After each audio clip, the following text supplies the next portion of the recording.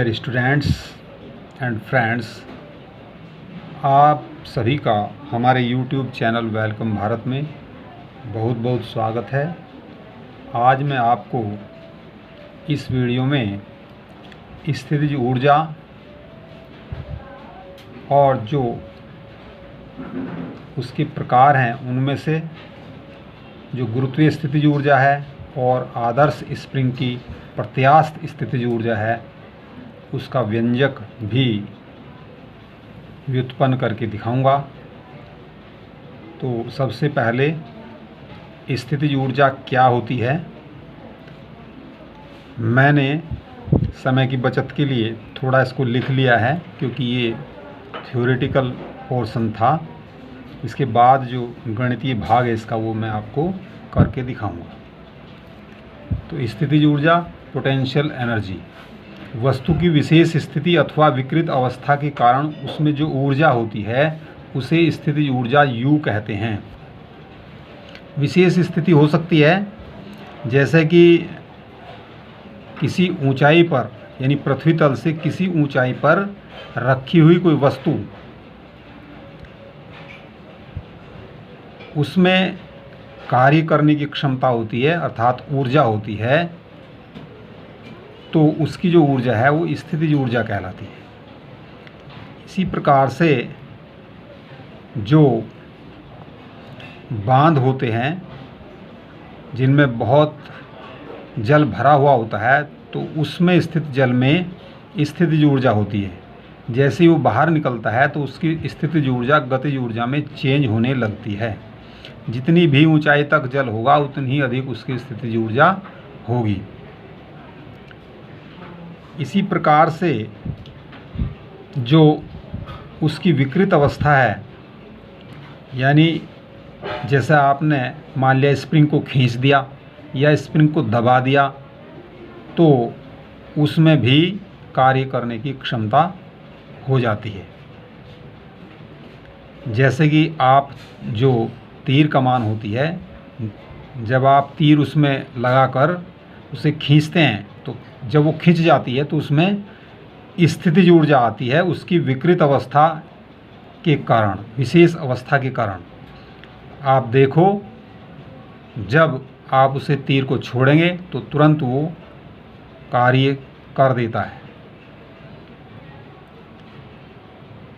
तो इसी प्रकार से आप खींचे हुए स्प्रिंग में समझ लीजिए या दबे हुए स्प्रिंग में स्थितिज ऊर्जा है, इसे आप कैसे मापते हैं उसका तरीका ये है कि किसी वस्तु की जो स्थितिज ऊर्जा उस कार्य से मापी जाती है जो वह वस्तु अपनी वर्तमान स्थिति से शून्यांक की स्थिति में जाने पर कर सकती है।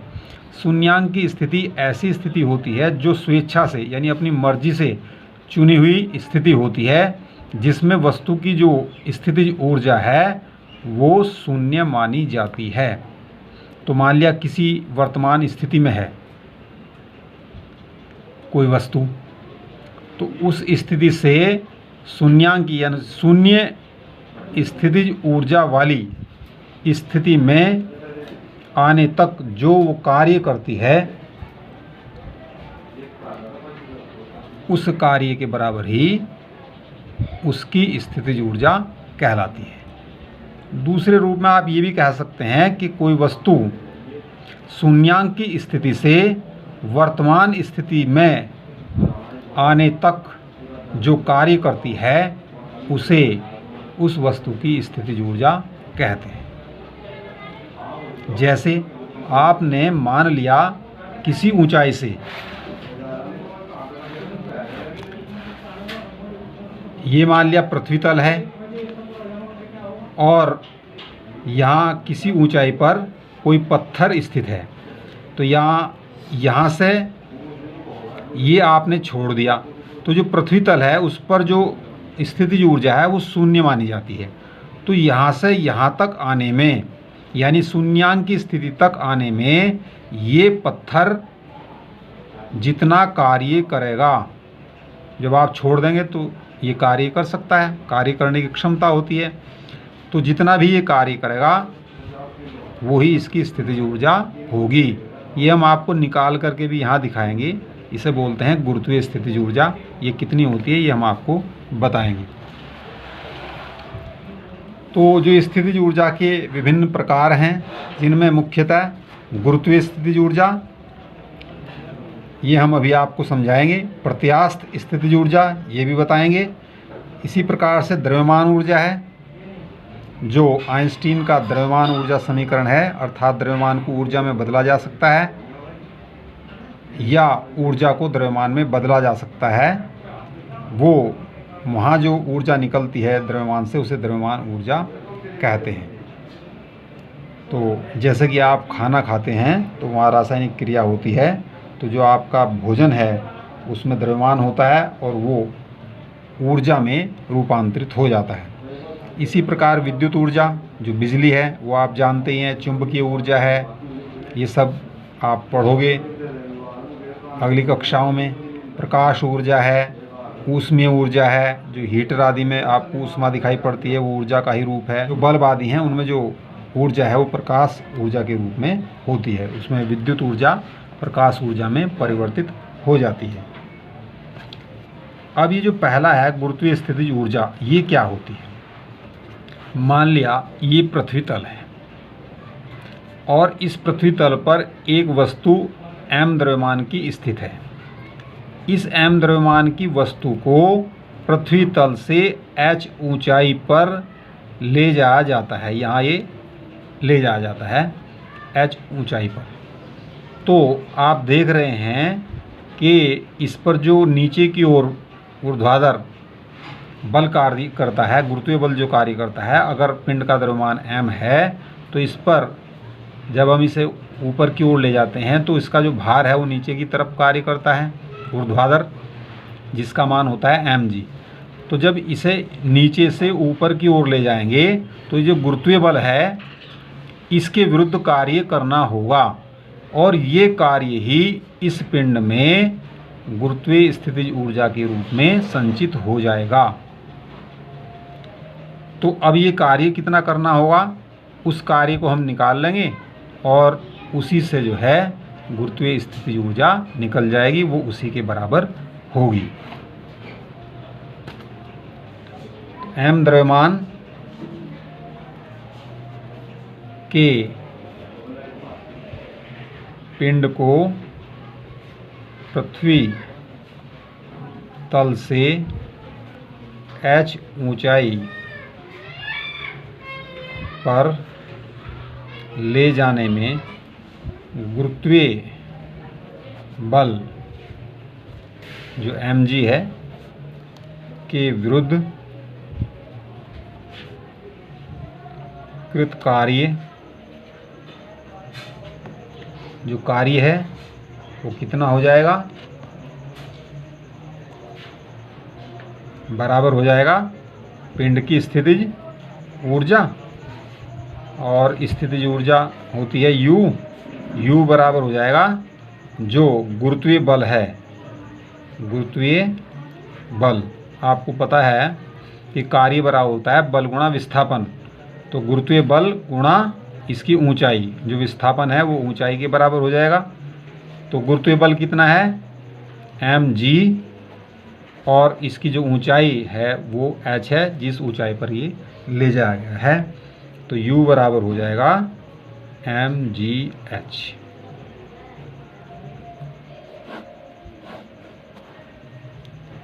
तो यही गुरुत्वीय स्थितिज ऊर्जा का सूत्र है। तो यहाँ से यहाँ तक ले जाने में जो कार्य करना पड़ेगा वही इस पिंड की h ऊंचाई पर पृथ्वी तल से गुरुत्वीय स्थितिज ऊर्जा होगी। अगर आप यहाँ इसे स्थिर कर देंगे तो इसकी इतनी ऊर्जा हो जाएगी। यदि आपने ये पिंड ऊपर से नीचे डाल दिया तो ये जब यहाँ आएगा, पृथ्वी तल पर आएगा, तो ये पिंड इतना ही कार्य करेगा, यानी mgh के बराबर ही कार्य कर देगा। इसका मतलब चूँकि कार्य करने की क्षमता ही ऊर्जा कहलाती है, इसका अर्थ ये हुआ कि इस पिंड में कार्य करने की क्षमता है, अर्थात ऊर्जा है। इस ऊर्जा को हम बोलते हैं गुरुत्वीय स्थितिज ऊर्जा। जो स्थितिज ऊर्जा का मात्रक है वो वही मात्रक है जो ऊर्जा का है, जूल। और जो विमीय सूत्र है, विमीय सूत्र भी वही है जो ऊर्जा का है या कार्य का है। ऊर्जा और कार्य के मात्रक एक ही होते हैं, क्योंकि आप देख रहे हैं ये जो ऊर्जा है वो कार्य से ही मापी जाती है। तो विमीय सूत्र इसका होता है जो कार्य का है, ml²T⁻²। चाहे गतिज ऊर्जा हो, कार्य हो, कोई सी भी ऊर्जा हो, उसका मात्रक जूल ही होता है। और जो विमीय सूत्र है वो इसका ml²T⁻² होता है। अब मैं आपको समझाऊंगा स्प्रिंग की प्रत्यास्थ स्थितिज ऊर्जा का जो व्यंजक है वो क्या है। तो यहाँ आप समझ लीजिए, ये एक स्प्रिंग है जिसे एक साइड में यहाँ स्थिर कर दिया गया है, यानी यहाँ जो है फिक्स कर दिया गया है, और दूसरी जो साइड है उसमें एक m द्रव्यमान का पिंड बंधा हुआ है। और ये वो स्थिति है A जहाँ इसका जो विस्थापन है वो 0 है, x बराबर 0। ये साम्यावस्था में है। तो अब मान लिया आपने इस स्प्रिंग को बल लगा करके यहाँ A से x दूरी दाईं ओर विस्थापित कर दिया है। तो ये स्थिति हो जाएगी, B स्थिति जो है आपके सामने है ये। तो जब आप किसी स्प्रिंग को खींचते हैं या दबाते हैं तो क्या होता है, चूँकि स्प्रिंग प्रत्यास्थ होता है, उसमें प्रत्यास्थता का गुण पाया जाता है, तो उसे खींचने में या दबाने में प्रत्यास्थ बलों के विरुद्ध कुछ ना कुछ कार्य अवश्य करना पड़ता है। यह कार्य ही स्प्रिंग में प्रत्यास्थ स्थितिज ऊर्जा के रूप में संचित हो जाता है। अब यहाँ ये जो पिंड है, जब आप इसे x बराबर 0 स्थिति से x बराबर x यानी AB दूरी दाईं ओर खिसकाते हैं, तब स्प्रिंग में प्रत्यास्थता के कारण एक प्रत्यानयन बल ये F लग रहा है, यहाँ आपको दिखाई पड़ रहा है। तो ये जो प्रत्यानयन बल F है, ये स्प्रिंग का जो विस्थापन है ये x इसके अनुक्रमानुपाती होता है। तो F जो है अनुक्रमानुपाती माइनस x। माइनस इसलिए आया है क्योंकि इसका विस्थापन तो इस साइड में है, इधर आप इसे खींच रहे हैं, लेकिन जो प्रत्यानयन बल है वो विस्थापन के विपरीत दिशा में है। तो इस कारण से उस दिशा को विपरीत दर्शाने के लिए ये माइनस चिन्ह यहाँ लगाया गया है। ये विस्थापन है, ये बल है प्रत्यानयन। तो जो प्रत्यानयन बल है वो विस्थापन के विपरीत दिशा में है और इसके अनुक्रमानुपाती है। जितना ज़्यादा विस्थापन होगा उतना ही ज़्यादा ये बल लगेगा। या F बराबर हो जाएगा माइनस kx। ये जो k है, k स्प्रिंग का बल नियतांक है, बल नियतांक।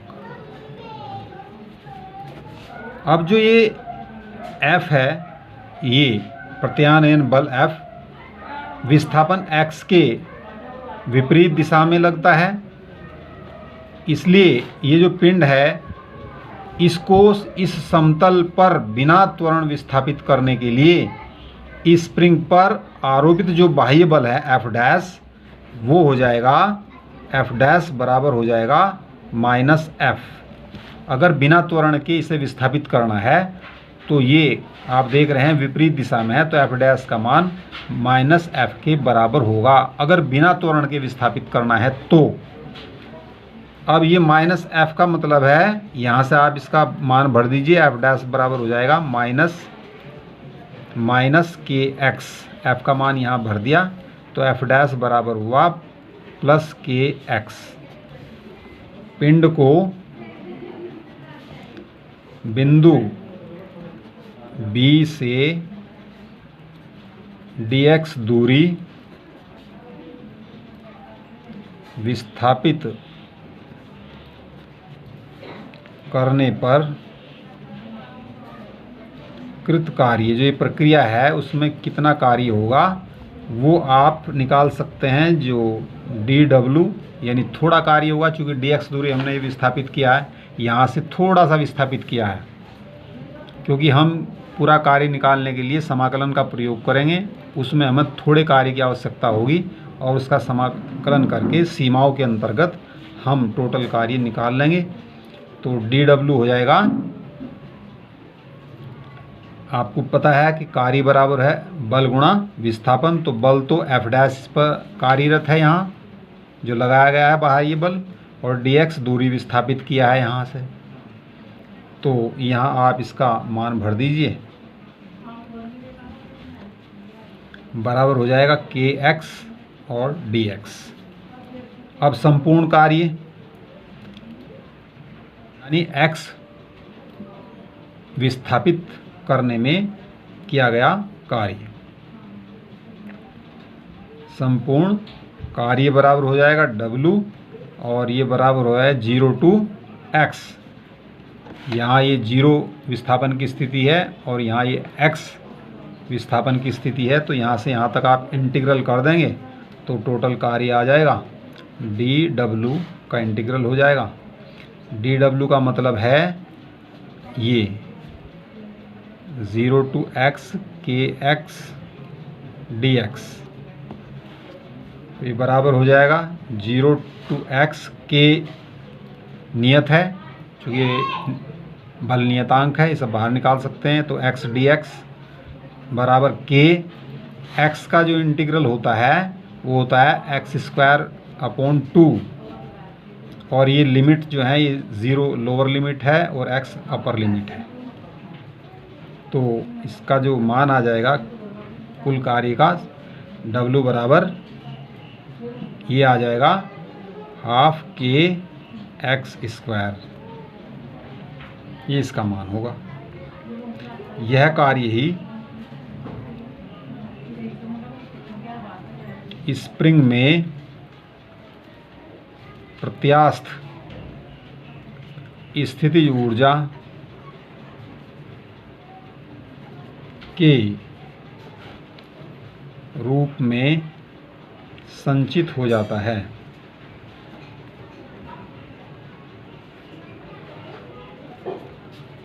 तो ये जो स्थितिज ऊर्जा है, प्रत्यास्थ स्थितिज ऊर्जा स्प्रिंग की, ये हो जाएगा U बराबर ½ kx²।